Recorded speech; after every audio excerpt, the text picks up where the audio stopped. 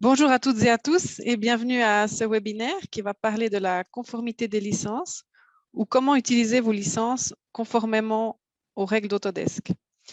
Je m'appelle Cynthia Robiani et je suis accompagnée aujourd'hui par Monsieur Jean-François Simon, notre technico-commercial et votre personne de contact. Le webinaire d'aujourd'hui traite du respect des règles d'utilisation des logiciels Autodesk. Lors de l'achat, de l'installation ou de l'utilisation d'un produit Autodesk, vous acceptez les termes du contrat de licence et de service. Mais quelles sont ces dispositions et à quoi faut-il faire attention lors de l'utilisation des licences? Voici les sujets présentés aujourd'hui. Quelques aspects techniques avant de commencer. Donc, la présentation est enregistrée et va durer 20 minutes environ. Vous avez la possibilité de poser vos questions tout au long de la présentation dans la fenêtre questions et réponses prévue à cet effet qui apparaît au bas de votre écran et on y répondra à la fin. Avant d'entrer dans le vif du sujet, je vous rappelle que tous nos webinaires sont disponibles sur notre chaîne YouTube et sur notre site Internet. Vous pouvez voir ici la liste des webinaires que nous avons déjà présentés en gris et ceux à venir en bleu. Donc aujourd'hui, nous allons aborder le sujet de la conformité des licences par rapport au contrat d'utilisation d'Autodesk. Comment utiliser les licences de manière conforme aux dispositions d'Autodesk en fonction du type de licence utilisée, qui sont les licences à utilisateur unique, les licences multi-utilisateurs, les licences dédiées aux étudiants et les licences perpétuelles. Le webinaire suivant traitera des nouveautés 2022 du logiciel Inventor le 17 juin et sera suivi par les nouveautés Vault 2022 le 1er juillet prochain. Les liens pour vous inscrire se trouvent sur notre site Internet. Donc, pourquoi être conforme? Donc, la mise en conformité des licences est un sujet important pour Autodesk car elle vous protège, vous, en tant que client et ses partenaires, contre la concurrence déloyale. L'équipe de mise en conformité des licences travaille pour assurer l'équité et pour protéger les clients ayant acquis une licence Autodesk authentique en remédiant aux utilisations abusives. La relation d'Autodesk avec les clients concerne principalement l'utilisation des logiciels et est régie par les conditions générales d'utilisation d'Autodesk. La relation commerciale que nous entretenons avec vous en tant qu'intermédiaire est indépendante d'Autodesk et de ce fait, notre objectif est de vous aider au mieux à gérer vos licences afin d'être en règle avec Autodesk. Si vous avez des doutes ou des questions concernant les conditions d'utilisation de vos licences, n'hésitez pas à nous contacter pour que l'on puisse s'assurer que vous soyez conforme et éviter ainsi des pénalités de la part d'Autodesk. Qui peut utiliser une licence? Sur combien d'appareils peut-on l'installer? Quelles sont les règles qui s'appliquent aux filiales? Existe-t-il des réglementations spéciales pour les apprentis?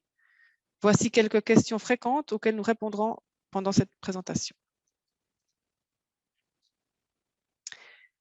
Le sommaire d'aujourd'hui, donc nous allons voir quels sont les différents types de licences qui existent et quelles sont les conditions d'utilisation qui s'appliquent en fonction des licences que vous possédez. Nous avons répertorié les erreurs fréquentes concernant l'utilisation des licences et comment faire pour les éviter. Nous parlerons aussi des audits d'Autodesk auxquels vous pouvez être soumis pour vérifier la conformité des licences et comment ils se déroulent. Nous présenterons aussi 2 cas concrets de clients qui ont été repérés par Autodesk et qui ont dû se remettre en conformité pour vous donner un peu un exemple de situations qui se sont produites. Nos recommandations pour éviter une utilisation abusive des licences et comment on peut vous aider au travers des différents services que nous proposons. Et ensuite, on parlera des points clés à retenir et nous finirons cette présentation par la partie dédiée aux questions-réponses.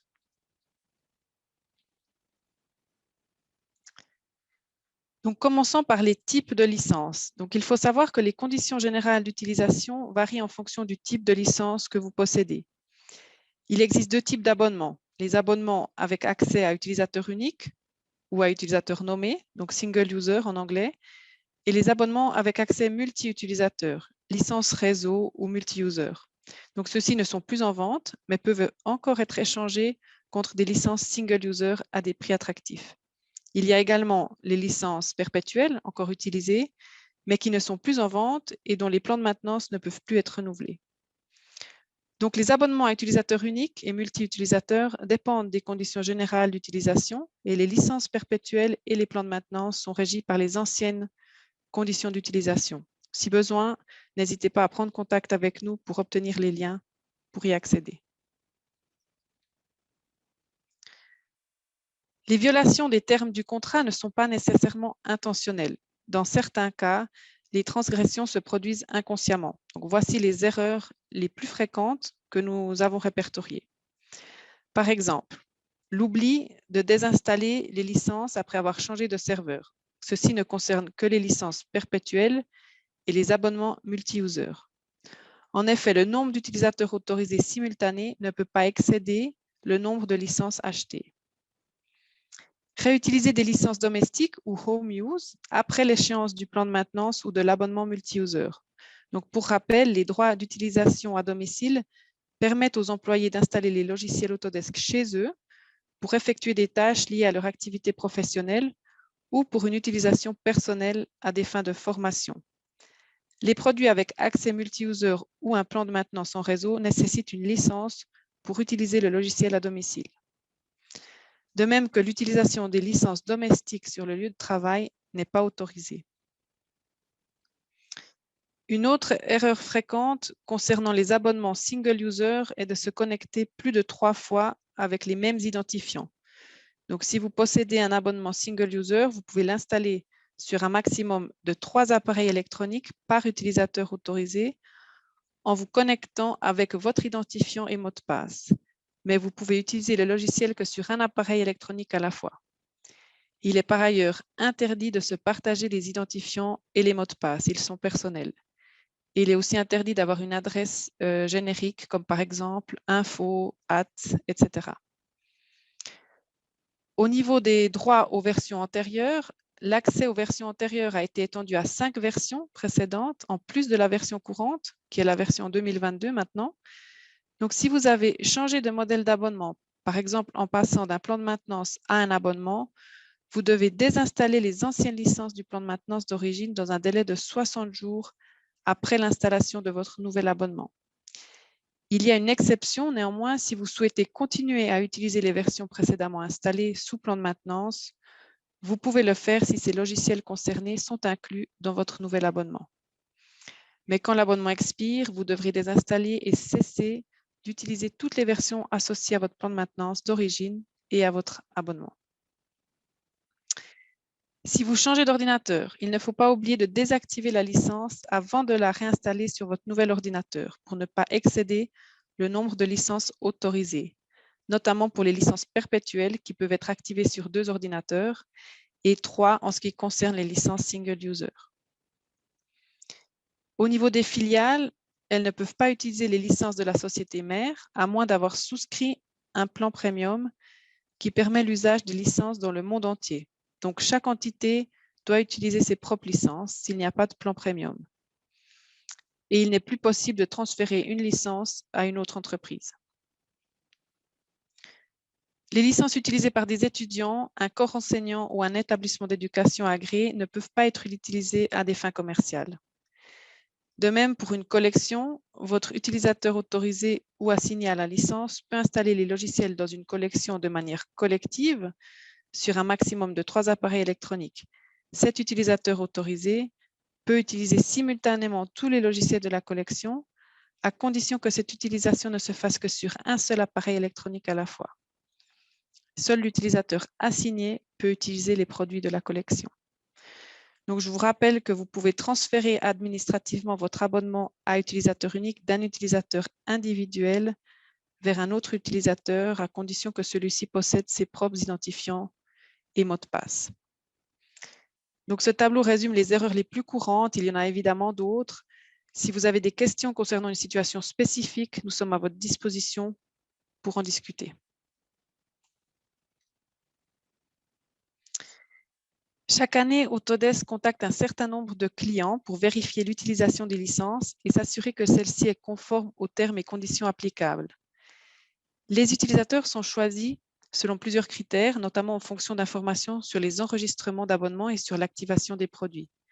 Tout client possédant une licence Autodesk peut donc être soumis à un audit ou à une vérification de ses licences. Donc, nous allons voir comment se déroule ce processus. Dans un premier temps, Autodesk envoie une demande officielle d'audit ou de vérification de licence au client. Une réunion téléphonique sera ensuite organisée afin de discuter du processus de collecte des données.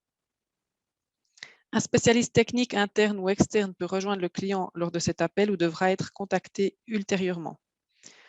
Autodesk fournira au client les outils nécessaires pour collecter les données d'installation et d'utilisation des logiciels. Le client doit collecter les données en rapport avec les spécifications fournies et Autodesk traitera ensuite ces données et enverra un rapport d'analyse complet confirmant la conformité avec les conditions générales d'utilisation d'Autodesk applicables. Le rapport comprendra un aperçu des tendances d'utilisation et des opportunités. Et pour terminer, Autodesk vérifiera les résultats auprès du client et discutera de la meilleure solution pour l'avenir. S'il y a un problème de conformité, il devra être intégralement résolu. Le client en question pourra résoudre tout problème de conformité en investissant la valeur équivalente aux dégâts identifiés dans les produits Autodesk de leur choix. Il n'est pas dans l'obligation d'acheter exactement les mêmes produits. Si Autodesk détermine que votre installation, votre accès ou votre utilisation n'est pas conforme aux conditions générales, il vous faudra corriger rapidement la non-conformité, ce qui peut inclure l'achat d'abonnements valides pour mettre votre utilisation en conformité. Vous devrez également payer 30% de la valeur des licences comme pénalité.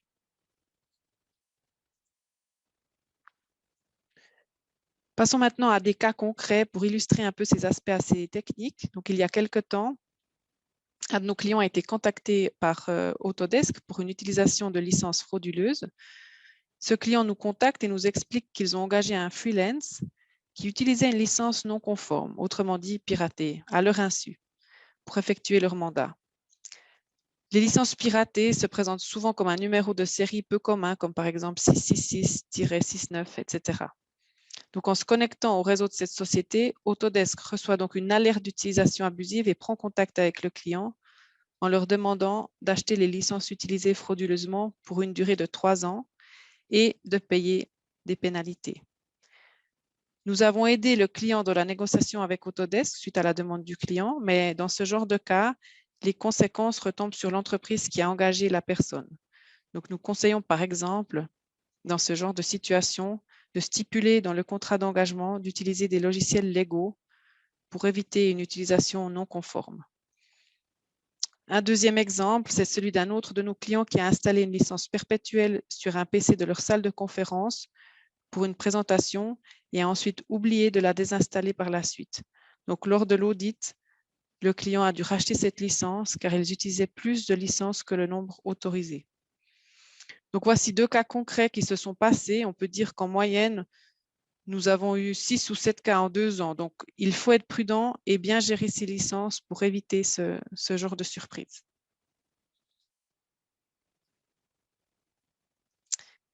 Au niveau des recommandations, on vous conseille d'appliquer les mesures suivantes afin d'éviter toute pénalité et pour survivre à un audit sans risque. Nommer une personne responsable pour l'utilisation des licences qui se charge des achats et de l'attribution des licences aux différents utilisateurs.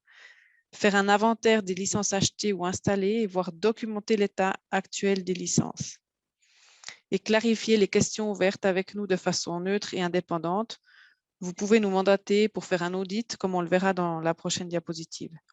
De nouveau, si vous avez des doutes sur l'utilisation de vos licences, n'hésitez pas à nous contacter.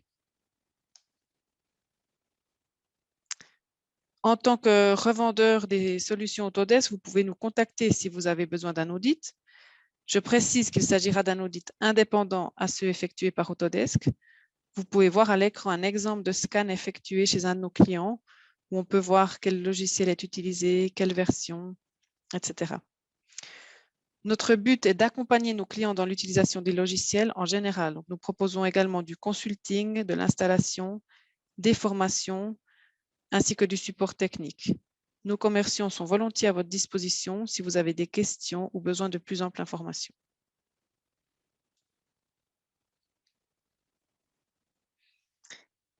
Les points clés à retenir. Donc, les conditions générales d'Autodesk sont là pour protéger Autodesk et ses clients contre la concurrence déloyale.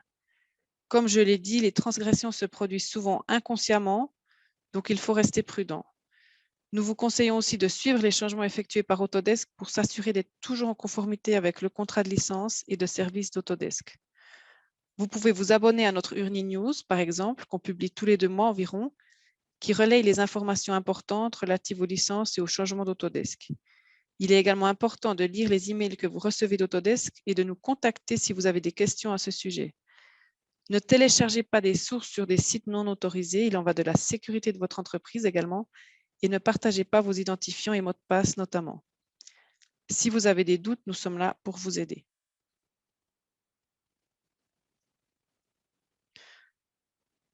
La présentation arrive à sa fin, donc nous passons maintenant à vos éventuelles questions. Voici les questions posées durant ce webinaire. Première question, est-il possible de faire ces audits nous-mêmes, sous-entendu par le client directement? Malheureusement, ce n'est pas possible, une collaboration Autodesk ou Urni Engineering est nécessaire, les outils ne sont pas mis à disposition par Urni Engineering. Deuxième question, les licences premium sont-elles accessibles à tous sans condition? Les plans premium sont destinés aux entreprises de 50 abonnements ou plus, qui ont besoin d'outils plus avancés. Les clients qui souscrivent au plan premium bénéficient notamment de la possibilité de mettre en place une connexion avec authentification unique, ce qu'on appelle le Single Sign-On ou le SSO. Également de pouvoir centraliser les achats pour les employés et les filiales au niveau mondial et d'obtenir une assistance de la part d'Autodesk 24 heures sur 24 et 7 jours sur 7. Vous avez aussi la possibilité d'afficher et d'exporter des données d'utilisation des produits avec le détail des utilisateurs. Le plan premium est seulement disponible pour les licences à utilisateur unique. Il n'est donc pas éligible pour les plans de maintenance ni des licences multi-utilisateurs. La majorité des produits Autodesk sont éligibles au plan premium, mais parmi ceux qui ne le sont pas, nous distinguons les produits Cloud 360 et les services tels que BIM 360. Nous vous rappelons que notre prochain webinaire traitera des nouveautés Inventor 2022 et aura lieu le 17 juin prochain. Le lien pour vous inscrire se trouve sur notre site internet et vous retrouvez également toutes nos présentations sur notre chaîne YouTube, dont celle-ci. Nous vous remercions d'avoir participé au webinaire et n'hésitez pas à nous contacter si besoin. À bientôt et prenez bien soin de vous.